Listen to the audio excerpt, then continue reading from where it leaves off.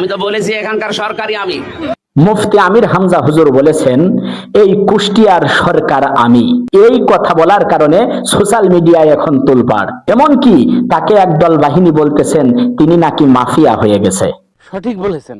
আরে ভাই, আমার কথা হলো বাংলাদেশে অধিক এমপিরা নির্বাচিত হওয়ায় যদি সরকার গঠন করতে পারে, এমনকি বিরোধী দলীয় যেই সমস্ত জায়গা বা এমপি আছে তাদেরও যদি সরকার তারেক রহমান হতে পারে, আর সেই সরকার যদি পুরো বাংলাদেশের সরকার হতে পারে, তাহলে কুষ্টিয়ায় জনগণের ভোটে নির্বাচিত হওয়ায় এমপি মুফতি আমির হামজা কেন সেখানকার সরকার হতে পারবে না? নিঃসন্দেহে তুই ঠিক কথা বলেছিস। এখন একদল বাহিনী বলতেছে মুফতি আমির হামজা হুজুর রক কাটা বা তিনি মাফিয়া।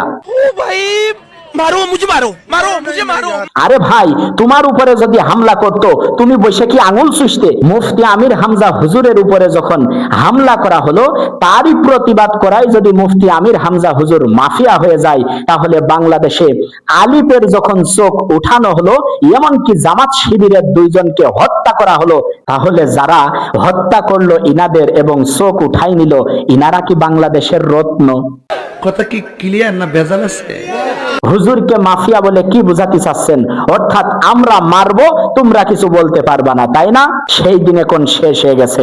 বন্ধুরা, ভিডিওটি দ্রুত শেয়ার করুন, ছোট্ট পেজটি ফলো করুন। ধন্যবাদ।